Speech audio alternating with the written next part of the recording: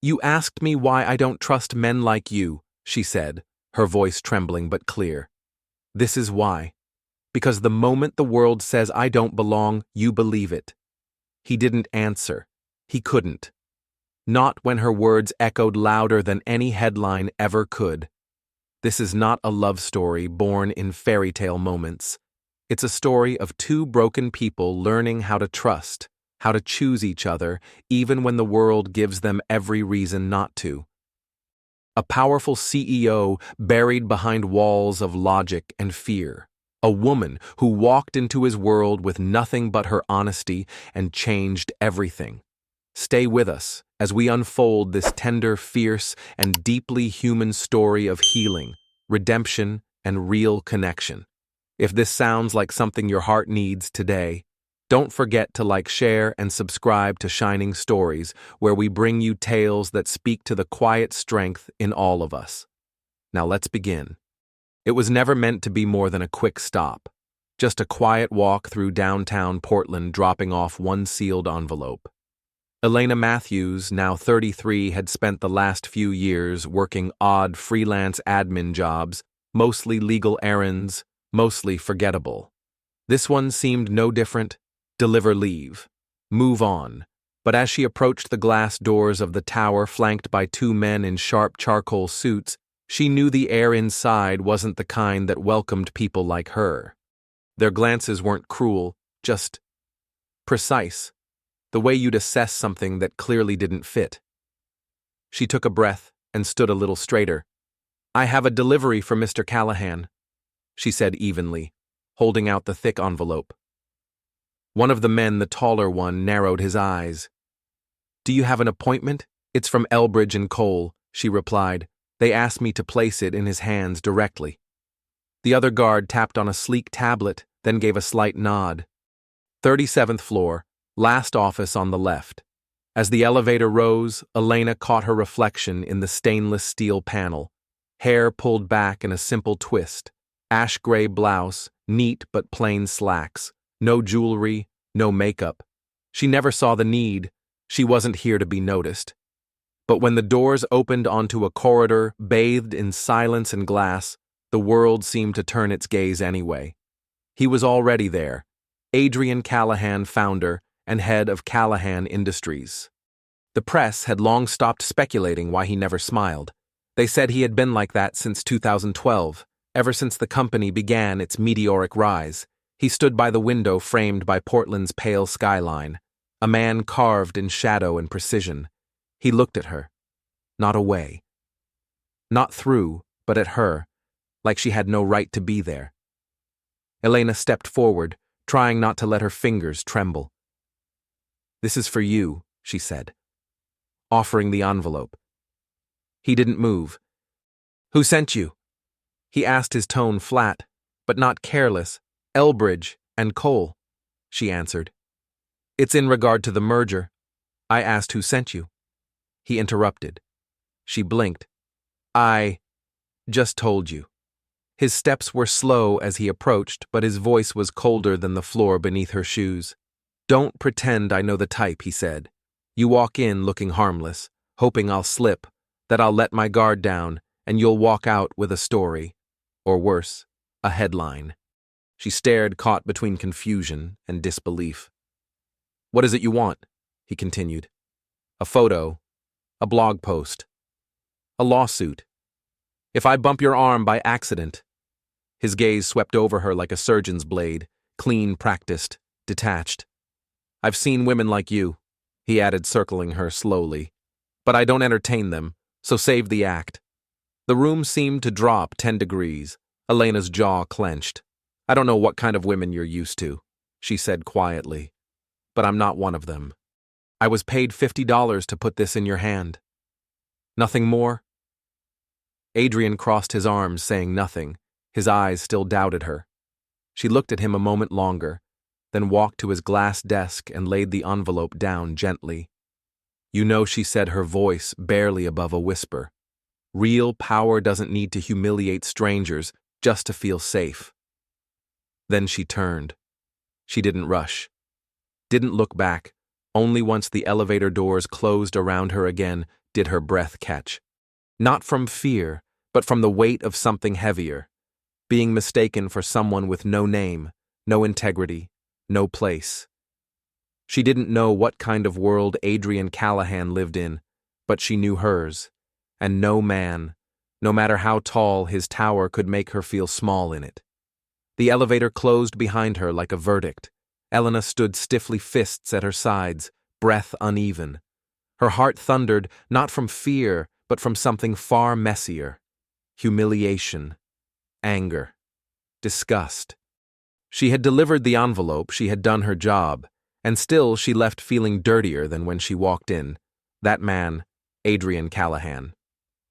No wonder the media made a sport of tearing him apart. He was the type that people either feared or wrote exposés about: cold, precise, impossible to please. Back in his office, Adrian stood unmoving as the elevator lights blinked out. Only when the quiet grew too loud did he turn back to his desk. The envelope sat untouched, a legal agreement tied to a company deal worth more than $1 billion, and he had treated the courier like a thief. He cursed under his breath, but what unsettled him wasn't the mistake. It was her. She hadn't flirted, hadn't stammered or tried to charm her way out. She hadn't even defended herself with loud indignation. She had simply looked disappointed, and for reasons he couldn't name, that stung worse than anger would have. That evening, long after the city lights flickered on, Adrian poured himself a drink. He never touched. The image of her lingered, not her clothes, not her voice, her silence, the way she had looked at him, like he wasn't worth explaining herself to, like she saw right through him and chose to walk away. He hated that look, and yet it haunted him. Across town, in a one-bedroom apartment, with aging floorboards and humming appliances, Elena sat with a tray of reheated pasta and tried to forget the day she told herself it didn't matter. Men like Adrian Callahan lived in penthouses, behind polished walls. They didn't see people like her, unless they needed a signature or someone to blame, but still the encounter hung over her like heavy fog, because deep down, and she hated admitting it, she used to admire him. She had followed his career since her early 20s, back when she was still studying communications at a public university while waitressing part-time, back when he was just beginning to turn a half-failed software firm into a rising empire. He had been bold, then restless, audacious, a self-made man who didn't inherit power, he built it, and somewhere along the way, she thought he had buried whatever soul he started with. Elena never came from privilege. Her father had been a mechanic with oil-stained hands and a stubborn code of honesty. Her mother, a school secretary who made miracles stretch between paychecks. They didn't have much, but they had enough warmth, enough dignity, enough of the right kind of pride. After college, Elena jumped from temp agency to nonprofit contracts to copy editing gigs. She scraped together what she could, paid the bills, paid off hospital fees when her mother got sick. She even helped her younger brother when he got laid off in the middle of winter. Her life wasn't glamorous, but every piece of it was earned, and that meant something to her. She never expected men in suits to understand that, but she hadn't expected one to look at her like she was nothing. Meanwhile, miles above the city, Adrian sat in his penthouse, watching the skyline blur behind double-paned windows. The glass in his hand remained full. He should have let it go. Should have moved on.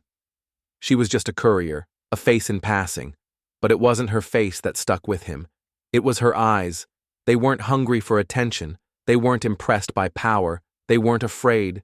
They were simply honest, tired, yes, but steady. And for the first time in years, they had made him feel something. He hadn't trusted a woman in nearly a decade, not since Celia. She had been flawless on paper, brilliant, graceful, socially connected. For over a year, they had been paraded as the next great power couple. He had almost believed it himself, until the day he discovered she had leaked private company records sold to a rival. When he confronted her, she didn't deny it. She only smiled and said, "I deserve more than standing beside you. I should be standing above you." Since then, Adrian built walls so high no one even tried to climb them. He became a fortress in a city that called him ruthless. And then a woman he never planned to notice, with a simple envelope and steady voice, walked straight through the front door. Celia never shed a single tear the day she was caught. When Adrian discovered she'd been quietly feeding private intel to his competitors, she didn't even flinch. Instead, she smiled, calm, polished, inevitable. "I deserve more," she said, voice like glass, more than just being the woman behind the man. Since that moment nearly 9 years ago, Adrian hadn't let anyone close enough to matter. In his world, women didn't arrive without a motive. Some came for the wealth, others for the spotlight, all for something he no longer trusted. But Elena Matthews. She didn't want anything. She hadn't tried to charm him, flatter him, or even argue back when he accused her. She had simply looked at him, tired, quiet, certain, and walked away. That got under his skin in a way he couldn't explain. The next morning, Adrian stood by his office window, shoulders, rigid eyes, unfocused Mara. He said without turning, "Yes, Mr. Callahan." "Pull up the delivery logs from Elbridge and Cole. The ones from yesterday?" He nodded. "There's no courier name attached. Want me to trace it?" "Yes." A pause. "Should I be concerned?" she asked gently. Adrian didn't answer, just kept staring at the gray horizon. By early afternoon, he had what he needed: Elena Matthews, freelance assistant contracted for short-term legal tasks. No social media presence, no criminal history, no public complaints, nothing flashy, nothing suspicious, just a woman doing a job. He leaned back in his chair, tapping a pen absently against his palm. He had been wrong, something that rarely happened, and now he felt compelled to make it right. But apologies weren't his strength. Especially not to someone who had every reason to slam a door in his face, especially not to someone who had looked at him like he was just another suit making the world colder. Meanwhile, Elena had moved on. She returned to her usual rhythm, long hours behind a laptop, cheap takeout dinners filling her calendar with contract gigs that kept the rent paid and her mind occupied. She told herself she didn't care what Adrian Callahan thought of her, and most days, that was true. Until Thursday morning, rain tapped against the window pane as she uploaded scanned affidavits from a cluttered home desk. Her phone buzzed. Unknown number. She hesitated, then answered. "Hello, Miss Matthews," a smooth, professional voice asked. "Yes, this is Claire Redmond. I'm Mr. Callahan's executive assistant." Elena nearly dropped her phone. "He's asked if you'd be available for a meeting this afternoon, 4 o'clock. His primary office. Elena blinked at the screen. "For what purpose?" "I believe," Claire said carefully, "he intends to offer you an apology." Elena said nothing, and a job. Claire added. A job he didn't elaborate. Just said he'd prefer to explain in person. Another pause. "You're under no obligation." "Of course." Elena exhaled. "I'll think about it." "If you decide to come," Claire said, "I've cleared your name with building security. They'll be expecting you." The call ended. Elena stared at her phone like it had just whispered something unbelievable. A job offer. From the man who had looked at her like she was dirt on his designer floors. She owed him nothing, but part of her, the fire-forged part, wanted to see him squirm, to look him in the eye and make him see her for who she truly was. Maybe she just wanted to remind him that some people can't be measured in background checks or bank accounts. At 3 minutes before 4, Elena stood in the same elevator as before. This time, her hands didn't shake, her jaw was set, her blouse was navy, her slacks black. No makeup, but her gaze was razor sharp. She wasn't here to impress, she was here to listen. And maybe, just maybe, to reclaim something he had tried to take away. Elena's shoes clicked softly on the polished floor as she stepped into the quiet conference room. The space was warm sunlit, lined with soft wood and curved furniture, a sharp contrast to the glass fortress she'd visited days earlier. Claire, the assistant, greeted her with a polite nod before slipping out, leaving Elena alone. Adrian was already standing there, his back straight, hands clasped behind him. His expression was unreadable. "Miss Matthews," he said, voice quieter than she expected. "Thank you for coming. I nearly didn't," she replied. Her tone was calm, but her eyes held a warning. "I figured," he said. She didn't wait for an invitation, just sat down, spine straight, shoulders squared. Adrian looked at her for a moment. Then finally he said, "I was wrong." She raised an eyebrow. "That's it." He exhaled as though the words weighed more than they should have. "I misjudged you," he said. "And I don't usually do that." "Maybe you should start," she said. A flicker of something crossed his face, almost a smile, almost irritation, but he let it pass. "I manage a large foundation." He went on, "We're launching new education grants for underserved communities. I need someone to handle the public engagement, outreach interviews, local field events." She narrowed her gaze. "Let me guess. You want me to take the job so you can feel better about being a condescending jerk?" "No," Adrian said, meeting her eyes. "I want you to take the job because I've read your work, the writing you've done for local nonprofits, the blog pieces, the way you speak to people without selling them anything. You're good, very good." That made her pause, and because he added, voice lower, "Now you're the first person in a long time who's said what I actually needed to hear." Elena looked at him, trying to read between the lines. "You're offering a real job?" she asked. "Yes, with benefits." He nodded. "Yes. And I don't owe you anything. Not a thing." Silence stretched between them. Elena looked out the window behind him at the clouds rolling across the sky, then back at the man who had once tried to shame her into silence. "You humiliated me," she said. "I know you assumed the worst. I always do." Why? Adrian hesitated. Then quietly he said, "Because assuming the worst keeps people at a distance. It's how I survive." That honesty startled her more than the offer ever could. "I won't owe you," she repeated firmly. "I don't want you to," he replied. She studied him for another beat, then nodded slowly. "I'll try it, but I want it in writing. 90-day probation. No strings. If you so much as breathe down my neck the wrong way, I'm gone, done," he said without hesitation.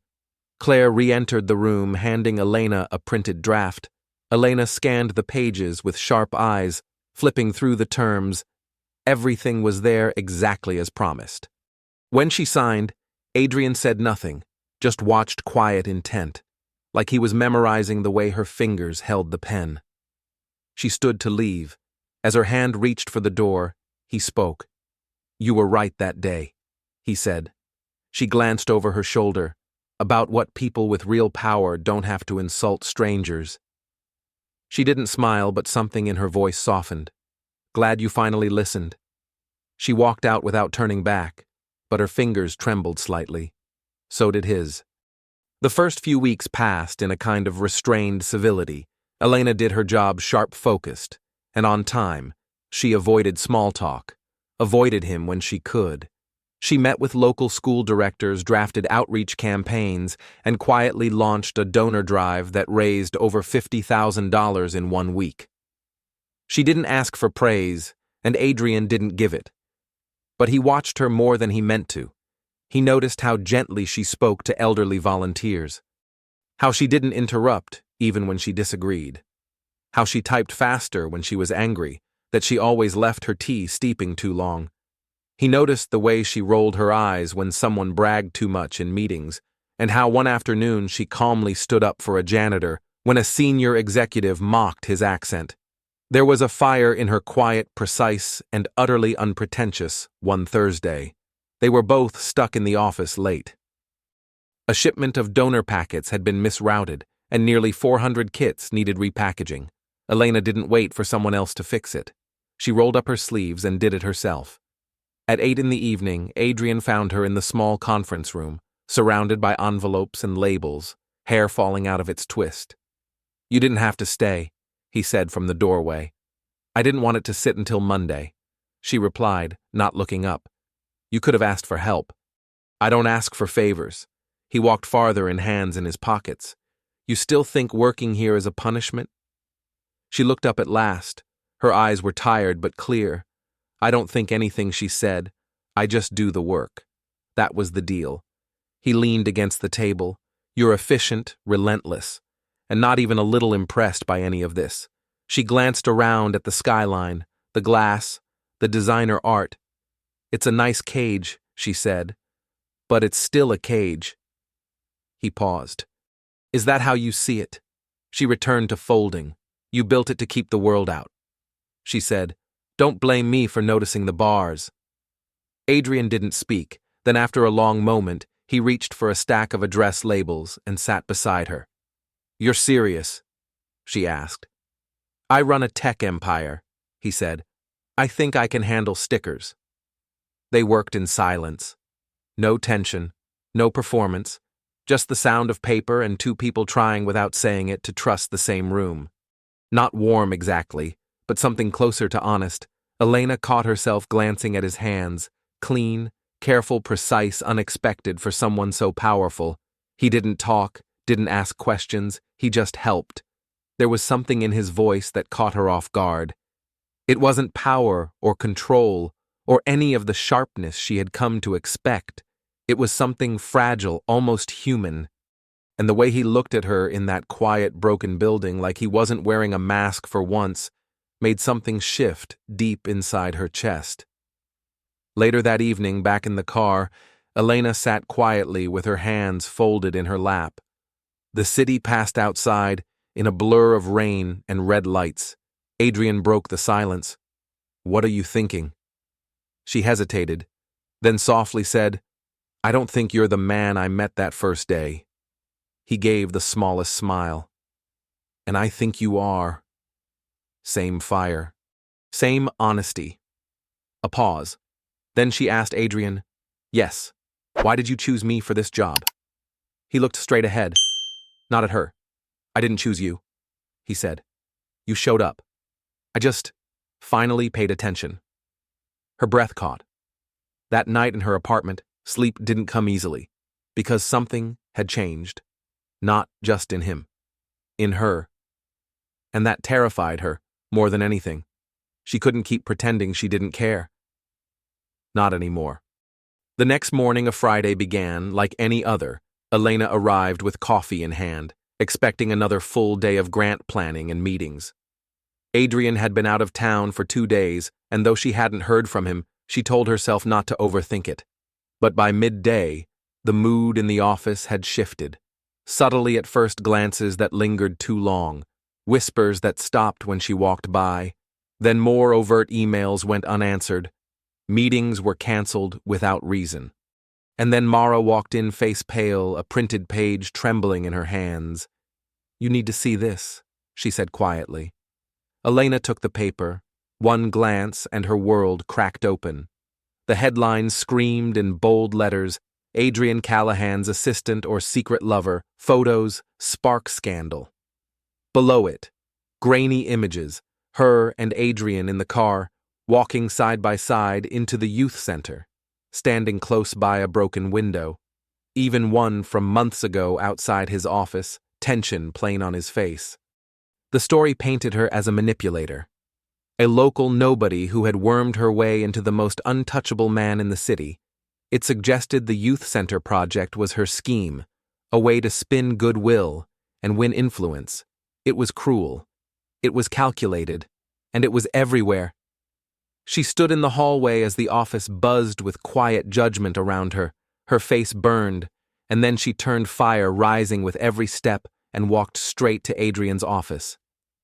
He had just returned. When she entered, he looked up, and in his eyes she saw it. He'd already read it. You think I leaked it?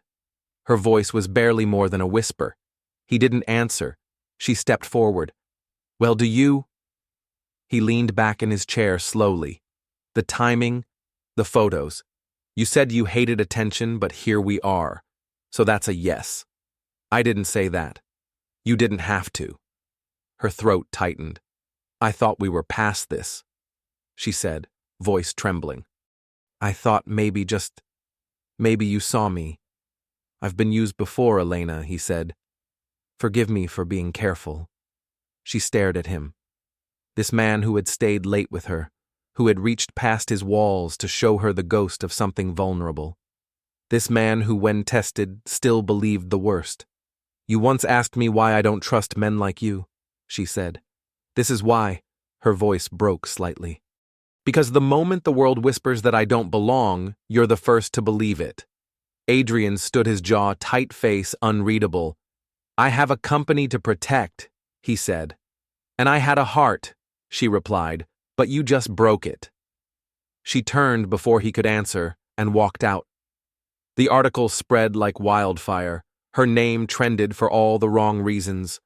Photos she hadn't even known were taken were plastered across blogs and tabloids. They twisted old volunteer posts, distorted quotes from her nonprofit work, and painted her as something she never was. That afternoon, she submitted her resignation. No press release, no email blast, just a quiet, clean exit. Adrian didn't respond. Her name was everywhere. Hashtags, blog headlines, side comments, buried in news feeds. Photos she never knew were taken from sidewalks, elevators, the backseat of a car now spilled across the internet. Her college blog, once a small window into her thoughts, had been mined for quotes, ripped from context, twisted until they barely resembled her voice. That afternoon, Elena packed her things. No outburst, no last word, just a short, dignified email, a quiet exit. She slipped away without asking for anything, not even closure. Adrian never replied. Days passed, then a week, then two. Elena drifted back to the quiet hustle of freelance life, small copywriting jobs, grant revisions for nonprofits, errands for her elderly neighbor. She stayed away from the headlines, but she couldn't stay away from the hollow ache. She missed the work, she missed the purpose, and yes, even if she hated herself for it, she missed him.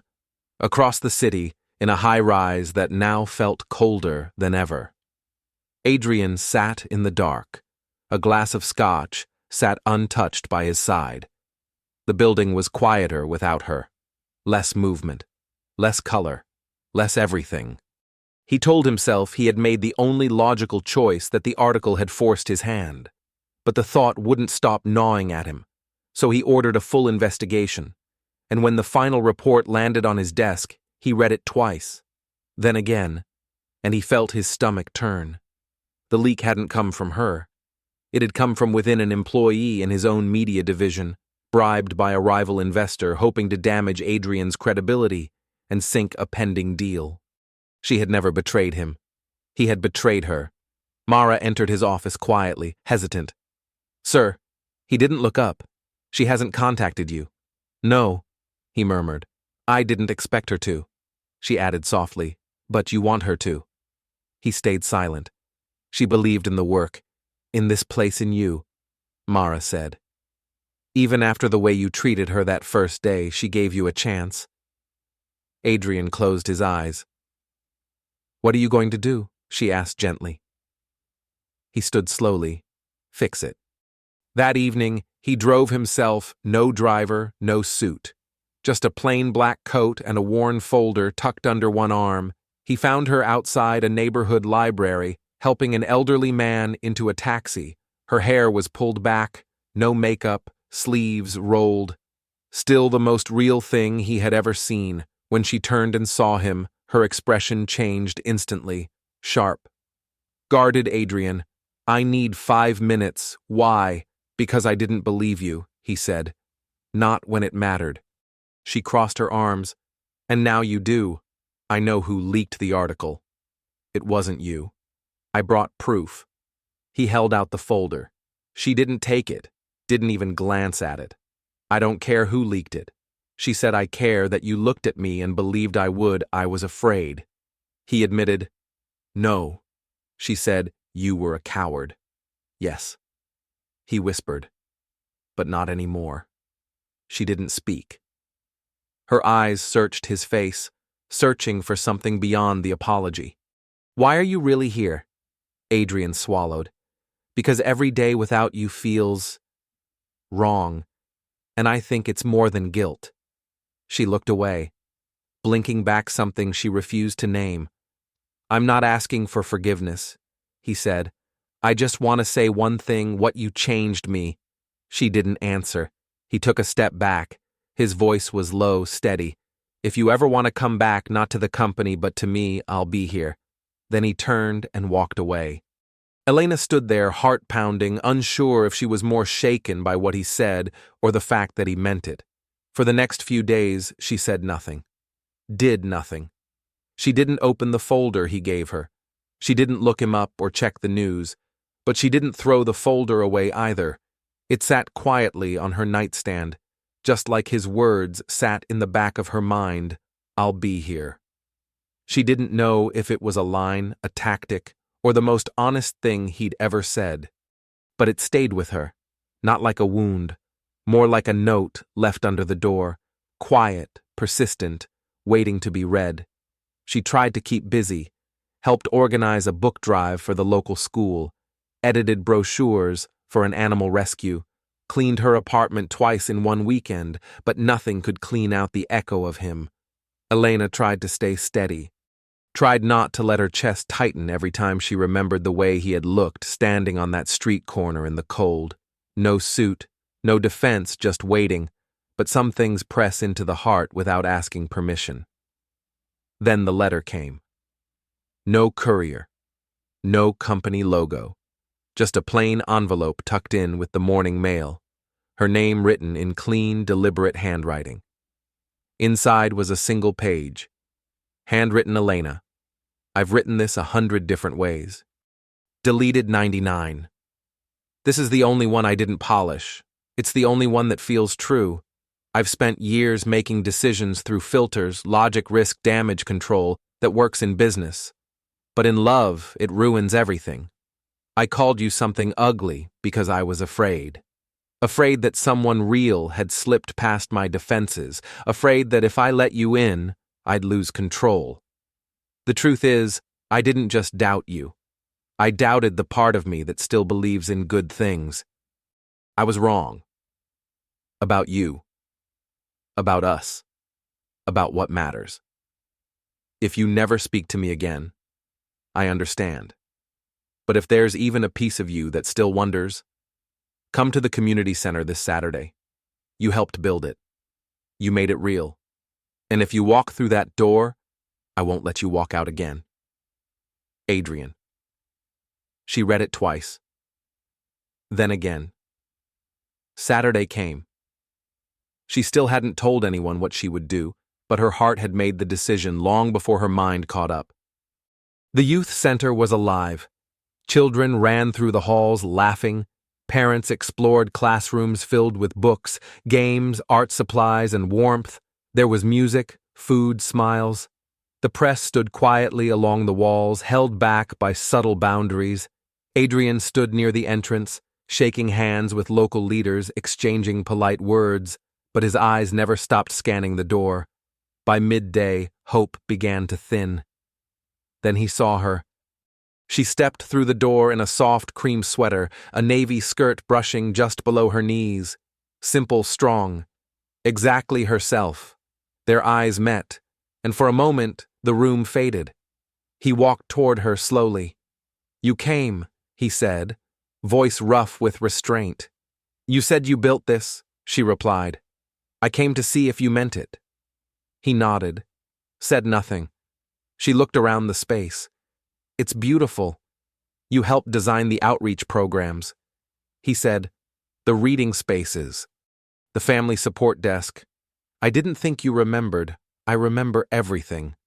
They stood in silence. Then she said softly, I read your letter, and I don't need a speech. He swallowed. What do you need? She met his eyes. I need to know you won't disappear the next time something scares you. He nodded. Then stay. Let me show you. She glanced down, then back up. I missed you, she whispered. He stepped closer. I never stopped missing you. There in the middle of a crowded space filled with laughter and life, he reached for her hand. Not to pull her in, just to hold it gently, carefully, like something he didn't want to drop again. "Stay," he said. "Not for the job, not for the cause. Just stay." She squeezed his hand. "This isn't a movie. Adrian." He smiled. "No, it's better. You're real." They didn't kiss. Not there. Not then. It didn't matter. The shift had already happened. They stood side by side, no longer employer and employee, no longer accusation and defense, but two people who had earned their way back to trust. That night, he walked her home. No car, no driver. Just the sound of footsteps beneath the streetlights. On her doorstep, she turned to him. "I'm not afraid of who you used to be," she said, "but I need to believe in the man you're becoming." He looked at her. "You're the reason I'm becoming him." Elena leaned in, kissed his cheek gently, and whispered, "Then, don't stop." Spring faded into summer, and nothing returned to the way it had been. They didn't rewind. They grew into something new. Elena never moved into his world. Adrian stepped into hers. They kept their separate apartments. He still ran his company. She still worked freelance contracts and kept her Thursdays sacred, volunteering at the youth center they had brought back to life together. They didn't rush. They didn't perform. They simply built. It started with shared grocery runs. Then came mornings where she left her favorite tea blend waiting on his counter before meetings. He started leaving notes on her fridge, sometimes dumb, sometimes profound, always honest. Sometimes he sent her flowers, but only the kind she could replant. She had once told him she hated waste. He never forgot. And every time Adrian's old instincts surfaced to withdraw, to doubt, to armor himself, he stopped. He remembered the day she walked away, not with fury, but dignity. He remembered the day she came back, even when he didn't deserve her.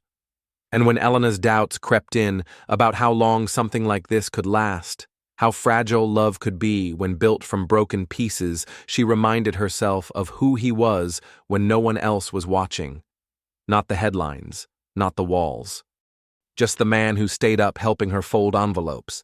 The man who held her hand like it was a promise, not a possession.